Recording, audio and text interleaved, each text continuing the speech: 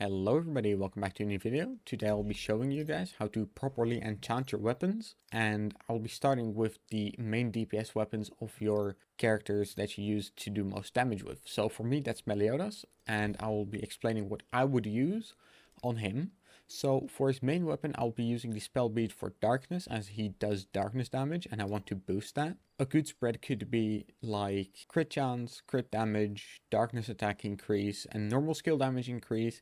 As my longsword Meliodas build right now, you basically spam E all the time, which is his normal skill, so I want that upgraded.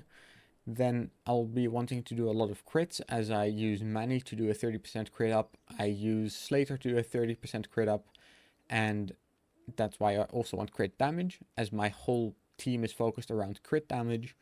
And I'll want to get something like darkness attack increase or darkness damage increase, as that's the type of damage Meliodas will be doing. So a combination of any of those 5 would be great to have on my weapon. I right now have the combination of normal skill damage and crit damage, which is the best I've gotten until now, so I have to enchant a bit more.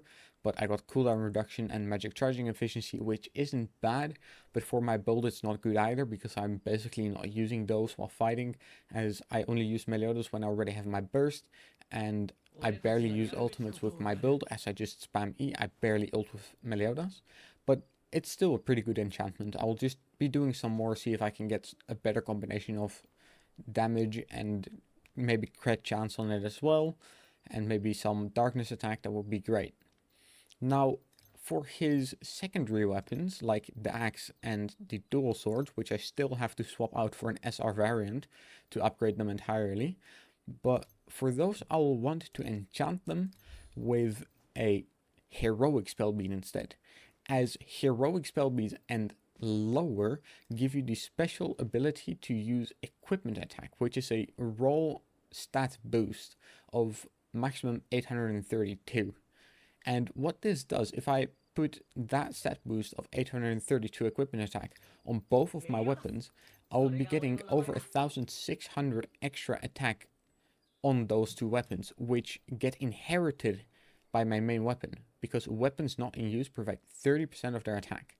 So if I have 1600 on these, I'll be getting about 500 more attack on my Gluttonous Soul Longsword, which is extremely good, and why you should use those heroic spell beads to enchant your secondary weapons, as enchanting them with anything else while you're not using them, it's basically useless. So yeah guys, make sure you get a good stat spread for your main weapon for what they are useful for. If you have a character that like uses the ultimate a lot for damage, then you can go for something like ultimate move damage increase. If you need a character to spam abilities and they don't reset, you can go for cooldown reduction.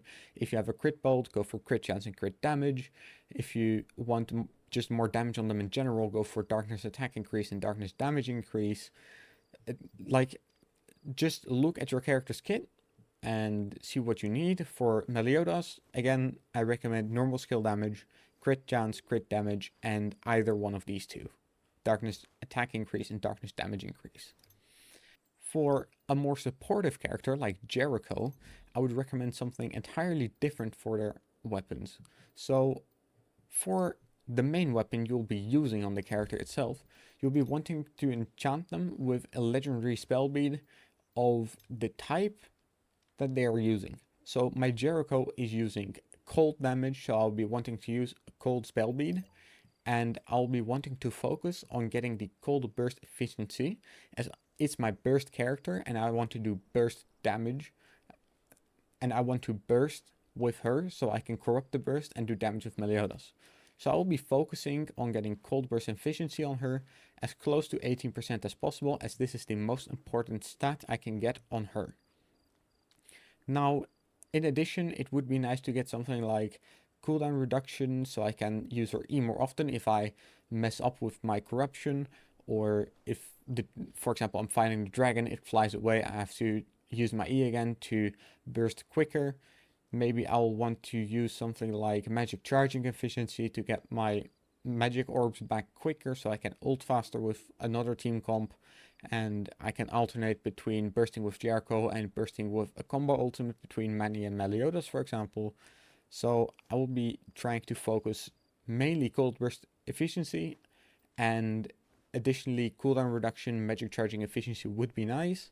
And for the rest, I could go for cold damage or anything else I would want. It does not really matter too much. Maybe even attack skill damage increase, as you'll be using their attack skill quite often as you're swapping between characters.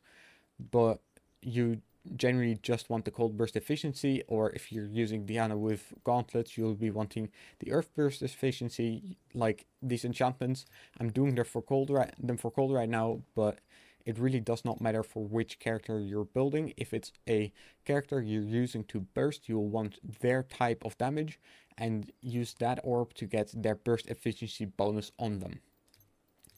And again, for the secondary weapons that you are not using on your character, you'll be wanting to enchant them with the heroic spell beads for the extra equipment attack.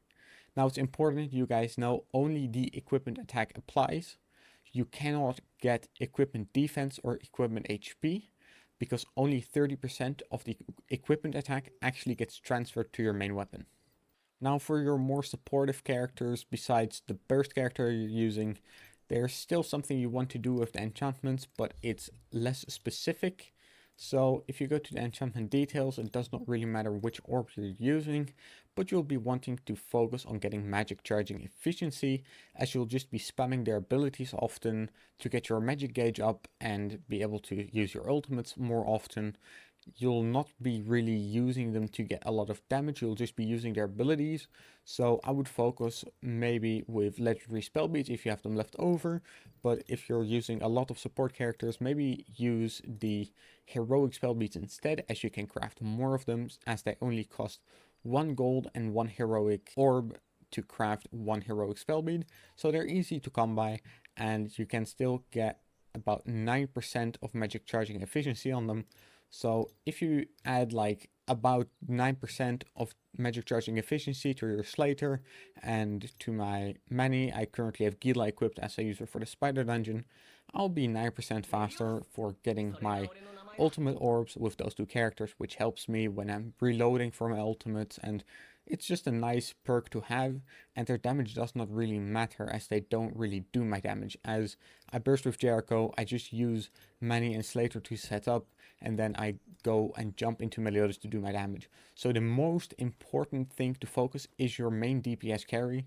Make sure they get their best enchantments for their kit, look at what you're needing, and just make sure you put all your enchantment resources into your best character so you can use that to do the most damage you can, and then focus for some extra burst efficiency on your burst character. And for the rest of your supports, just focus the extra magic charging efficiency, as it's way better than anything else you could get on them, since it just adds so much quality of life. So I'll be going to farm my 35 gold nodes right now and crafting as many heroic spell beads as I can, as they are actually quite good. I'll be using them to upgrade my SR weapons, my secondary weapons, to get more equipment attack so I can do more damage with my main DPS. And yeah, guys, I hope this helps you all. I hope you all will be able to do more damage this way. And yeah, I'll see you next one. Bye bye.